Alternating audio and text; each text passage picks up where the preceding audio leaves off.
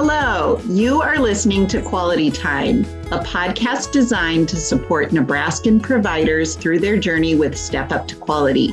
I am your host, Colleen Schmidt. Get ready to listen as we prepare to elevate each other as we step up to quality. Welcome back, everyone. Today, I am speaking with Cindy Molina and three of our Quality Foundations participants. Our goal for this podcast is to share a bit about what Quality Foundations is and how maybe having some early coaching can help you to better serve children and families in your care. This one will be fun because we do have a panel. I love it when we get multiple guests on our podcast. So I want to start off by asking our panel to introduce themselves. So for each panel member, I would love for you to share with us where you're from, what you do, and why do you enjoy doing what you do, which I hope you enjoy doing what you do. It's kind of a slanted question there, but where you're from, what you do, and why you enjoy it. So Rhonda, if you could start us off. All right. I'm Rhonda Schramm, and I am from King of Kings Early Learning Center in Omaha, and I am the director here. I've been here for almost 3 years. And what do I do? Well, as we know, a director does everything. So from stepping into a classroom to everything. Why do I enjoy doing what I do? I have had a lot of different roles in early childhood, from being a coach and a teacher and directors at other centers, assistant directors, different things. And I enjoy it because I enjoy building the relationships with the staff and trying to help them improve their skills. And so kind of doing some, coaching with them myself. So, and I enjoy the kids. I enjoy building relationships. So that's pretty much why I do it. I love it, Rhonda. And Rhonda and I have had our paths cross many years ago. How many years have you been in the field, Rhonda? In early childhood? Yeah. Oh my gosh, since 1992. Yeah. I love it. And I love that you shared that you wore a bunch of different hats, and now being in that director role, you still see yourself as coach. And yeah, I think a lot of directors can relate to that. Yeah, that's still a big part of what you do, is supporting and building up your team. Yes, yeah. It is.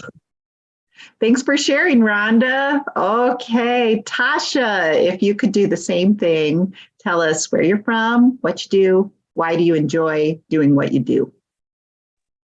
Well, hello, I'm Tasha McNeil, and I am here. I'm from Omaha, Nebraska, and my center is located here in Omaha, Nebraska, and it's called Brilliant Brains Learning Center. I am the owner/director of the center.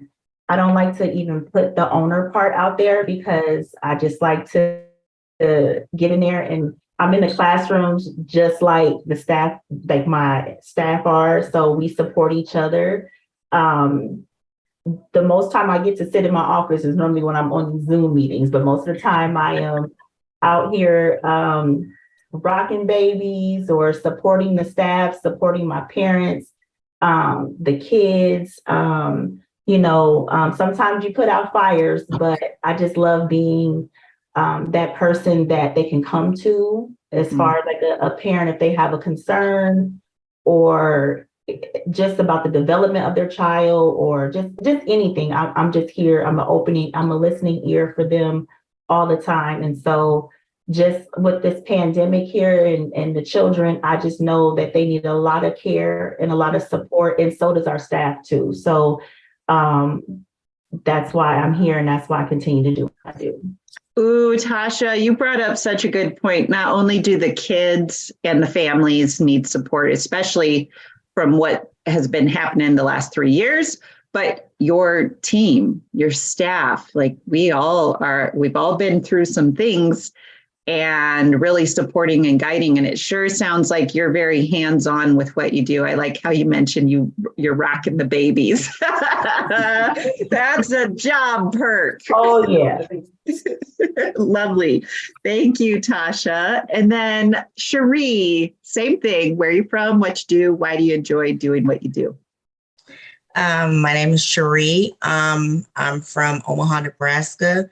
My childcare center is Generation Z Learning Center, and I am the director at Generation Z Learning Center. I oversee all the daily activities, make sure that the classrooms are running smoothly, make sure that the building doesn't burn down, make sure that, everybody is doing their job and on top of what they're supposed to do to make sure that the kids are getting taken care of daily. Yeah. I enjoy doing this because I feel like I have the most important job in the world, and that's shaping the minds of our future.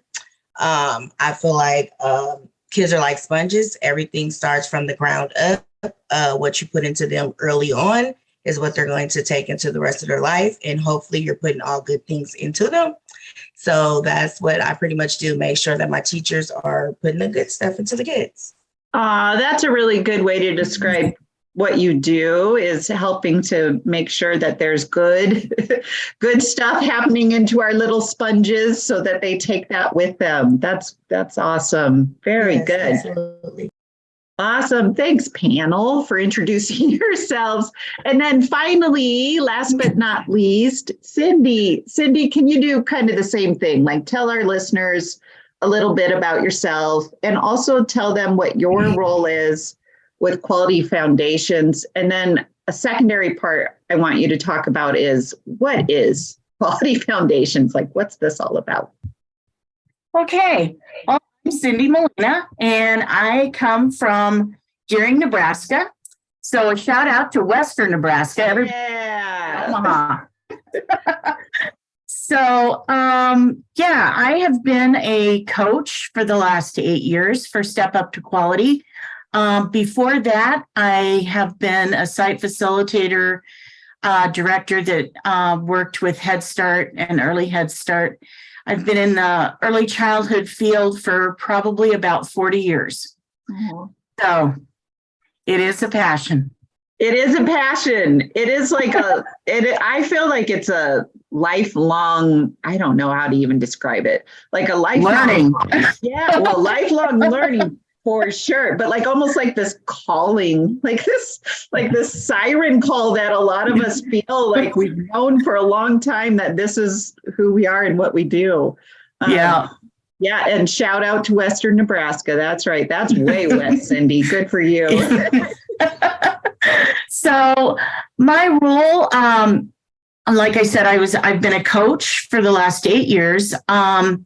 The thing that I like being a coach is developing those relationships with the providers and the programs, working with not only directors, but teachers in the classroom, just developing those relationships and watching people grow, improve, enhance what they do. Just watching them thrive and getting to know what quality looks like. Everybody has some of that understanding, and there's different states of quality. So it's neat to see which way people want to grow and develop their programs. So that's what I love doing. That's really amazing. And I love that you're mentioning what they want to focus on as far as quality and defining that. I think that's an important part for listeners to understand. We've mentioned it on previous podcasts. Like, there is not going to be someone coming in and dictating to you, you must now this, now that. It really is a partnership of, well, what do you want to work on? What are you interested in? So Cindy, tell us a little bit, what is Quality Foundations? Like why are we having you all on here? Like, what's this all about?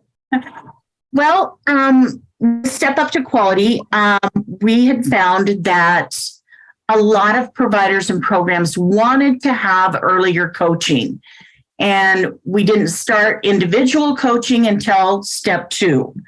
So they were wanting a little bit something, some information, kind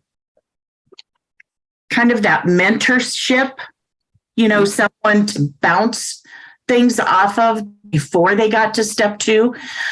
So we took the rating readiness tool or rating readiness form and took and looked at that and broke it down and said, okay, if we had them come together and we just went over kind of like looking over a contract, I guess, if you will, so that you can look at, okay, what is it that we're asking and how can I prove that I do that quality?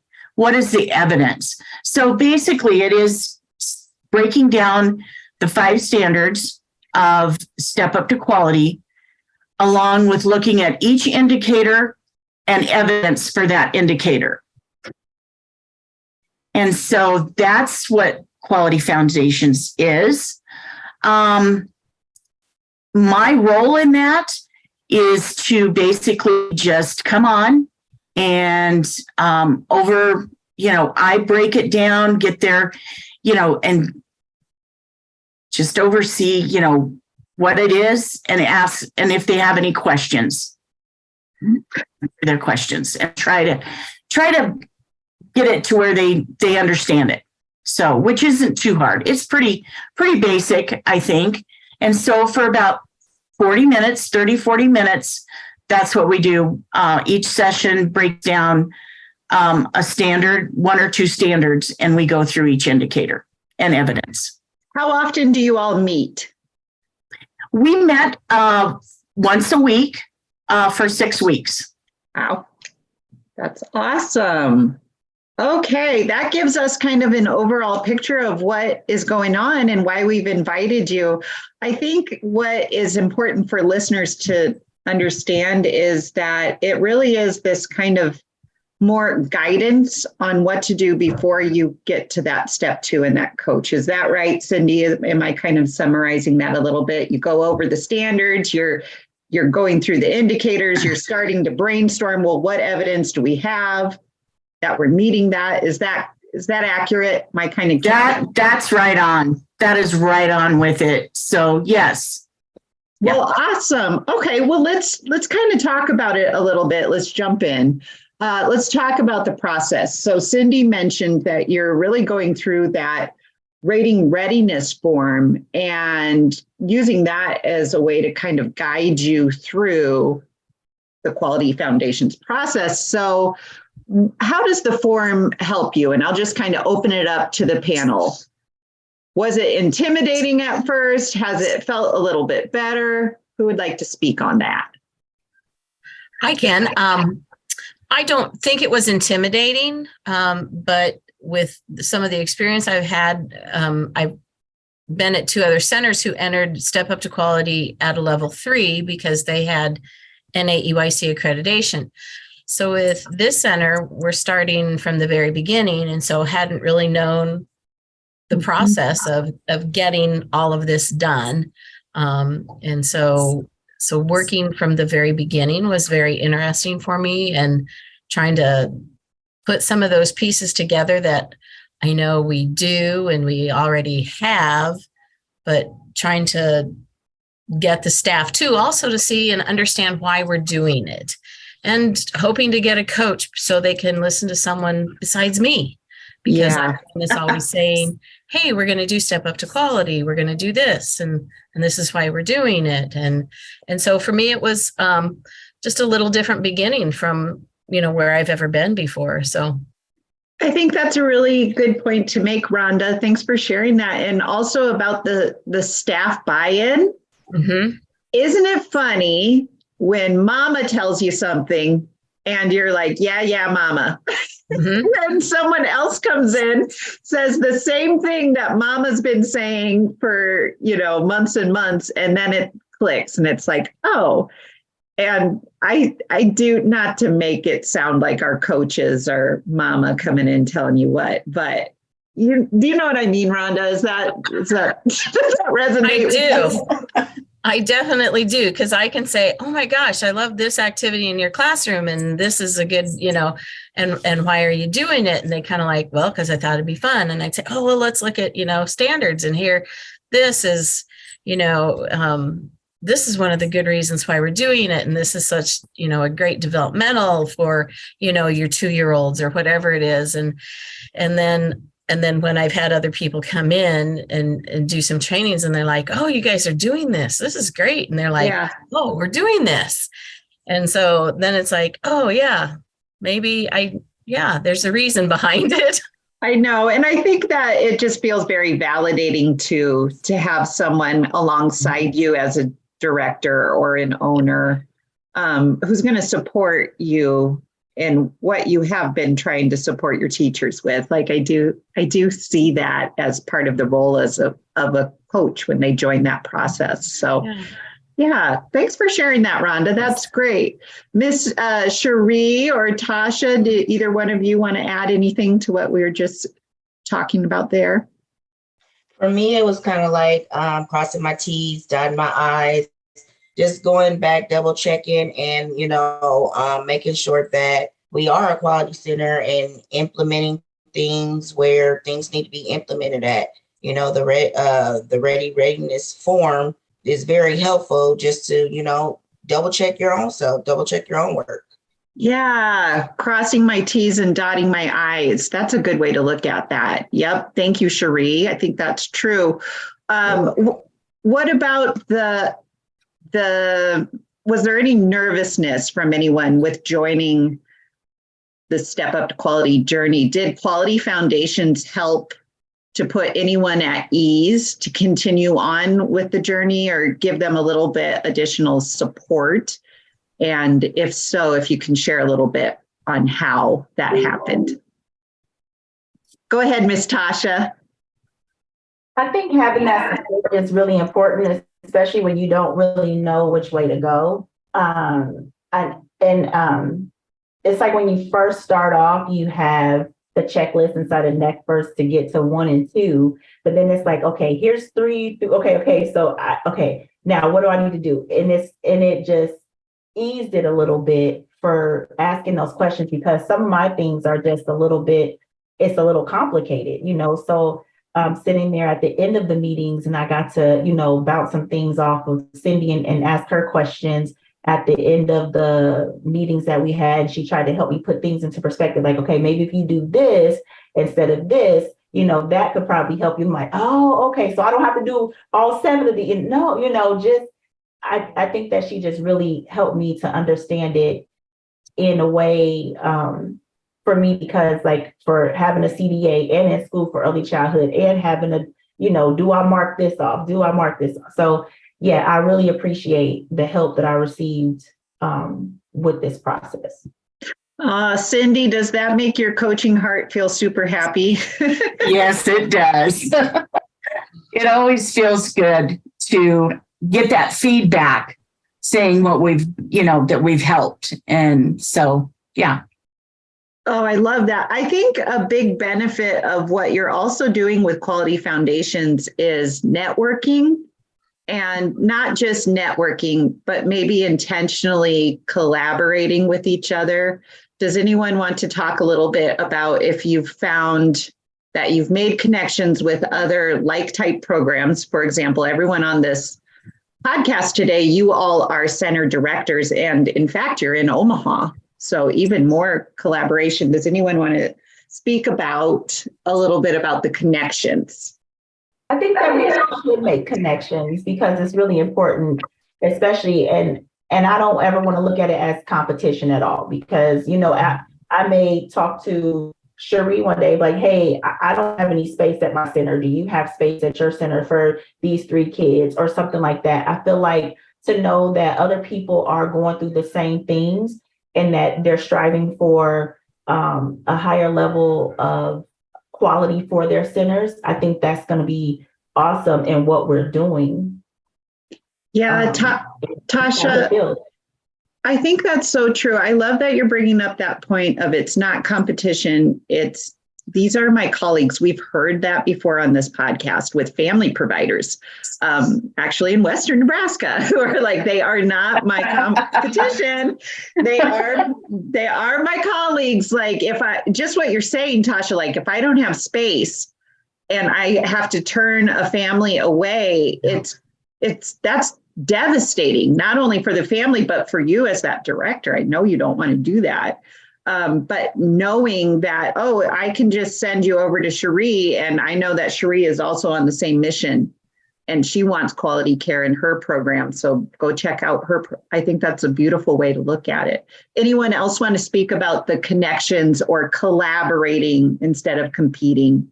You know, for me as a coach and being out in Western Nebraska, it has really, I like having those connections back in Omaha and seeing, you know, what they're doing out there. And it also, you know, the nice thing about it is if they had a family that was moving to West Nebraska, they could always say, hey, you know, you can go on, you can find another step up to, you can find a step up to quality center or provider in Western Nebraska or anywhere across the state by looking that up. So. Yep. My sister had a baby. Oh, she's last spring. So she's a little bit older. But when she had that baby, guess where I told her to go look? I was like, get on Step Up to Quality.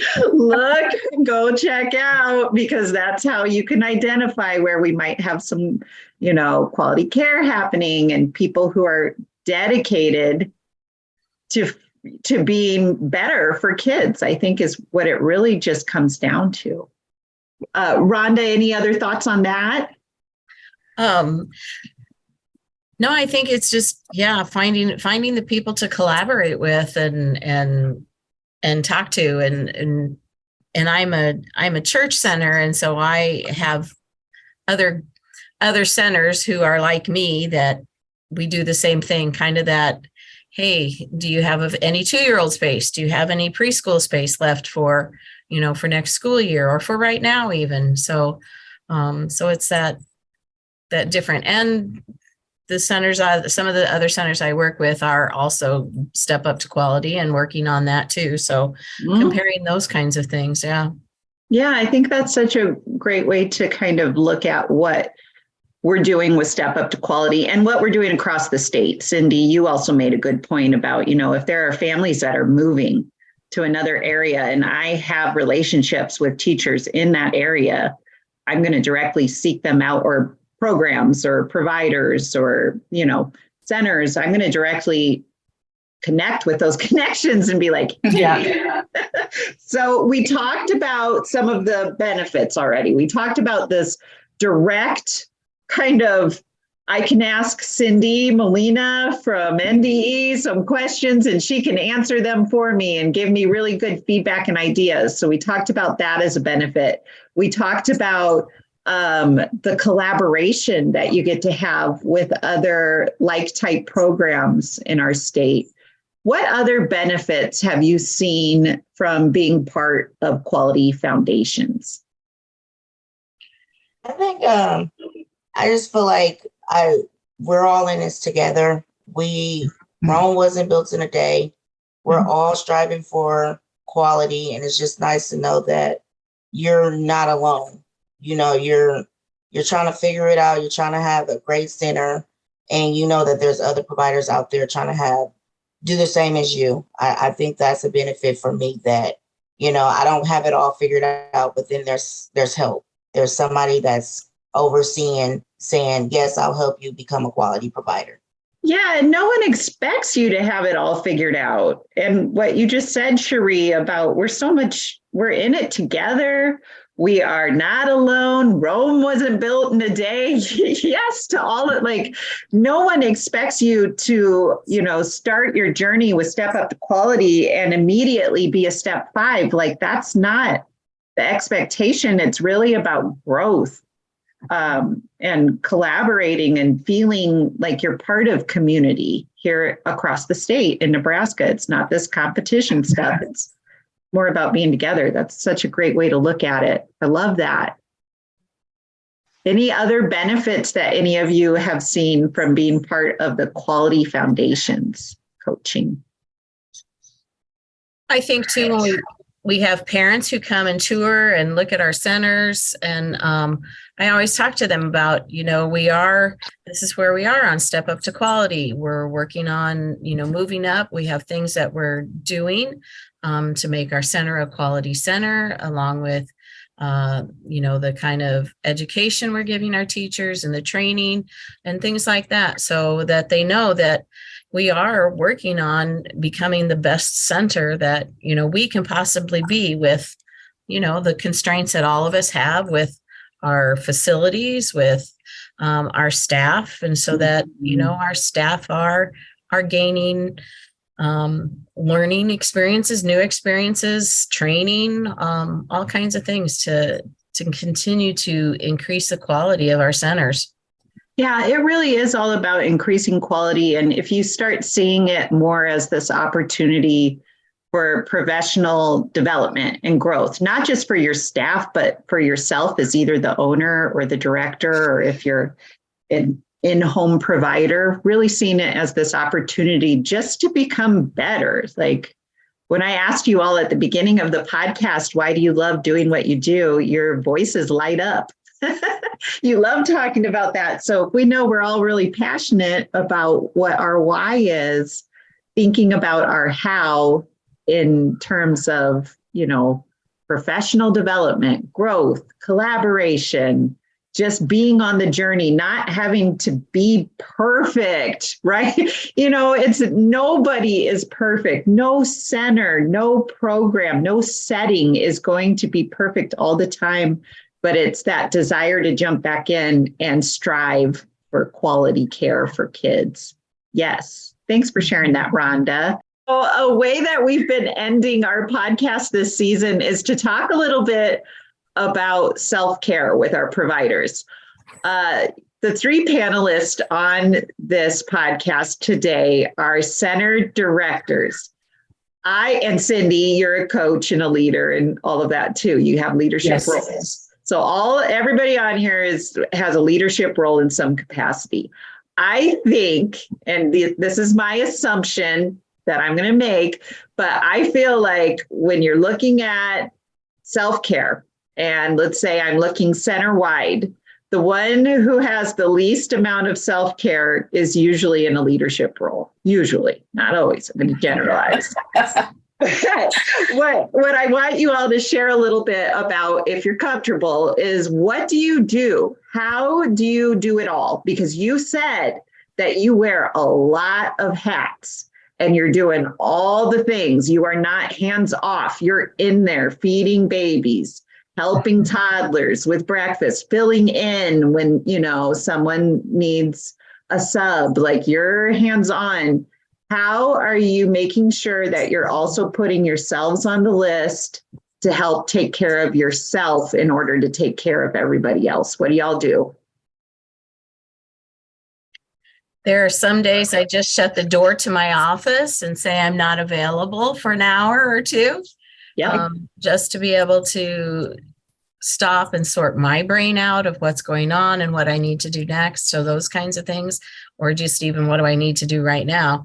But also a day off, or, plan vacation. So my staff know the first week of May, I'm going to be gone and I won't be reachable, but there are assistant director and an office manager who are very capable and very knowledgeable of everything that goes on here. So if it's some me time, just to be able to do that. I think that's so important. I think it's so hard to do too, Rhonda. Like it is. I think I do. I empathize to shut your door and be like, nope. Just even for 15 minutes to say, I need to regroup. It's too much. Yep. Taking that me time. Awesome. I love that. That's a great strategy. Cherie, what do you do for self-care? For self-care, it's kind of an overall thing at the daycare or learning center, should I say, because I definitely don't like to call myself a daycare because I'm a learning center.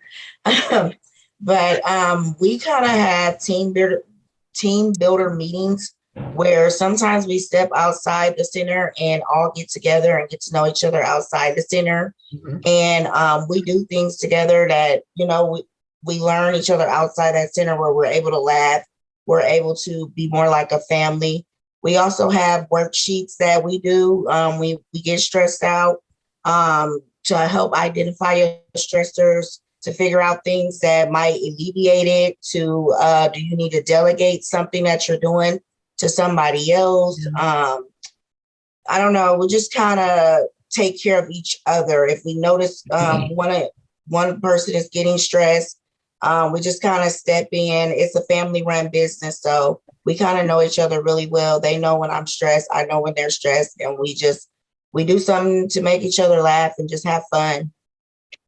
Yeah, I love how you're bringing in peer team building as a form of self-care, because no one wants to go to work where they don't feel valued, respected, or like that they belong there.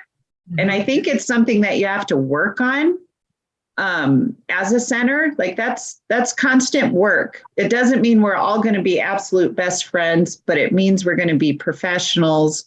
It means that we can go out together and do team building and just kind of relax with each other and be part of that. So I love that you're bringing that up, Cherie. That's a really good form of building wide or center wide self-care. Yes. Yeah, yes. I've been doing it for 13 years now, and I have some employees that's been with me for 13 years.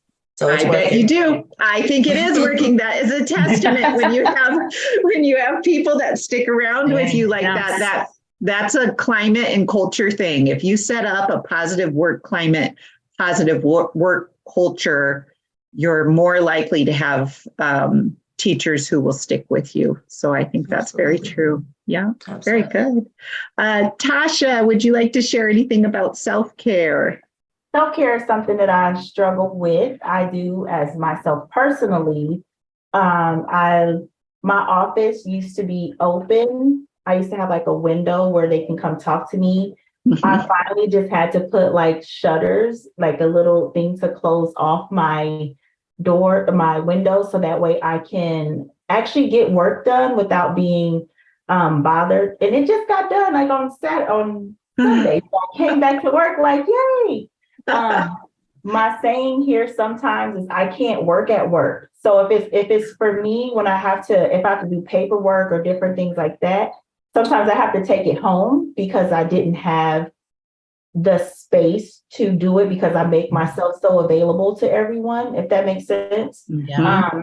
So now it's getting to the point that I'm like, okay, you guys, we have to figure this out. We all have to work together. We do the same things. We do outings on the outside, whether it be Top Golf, Glass, wherever. We do stuff together. We work together. We have group chats. We encourage each other.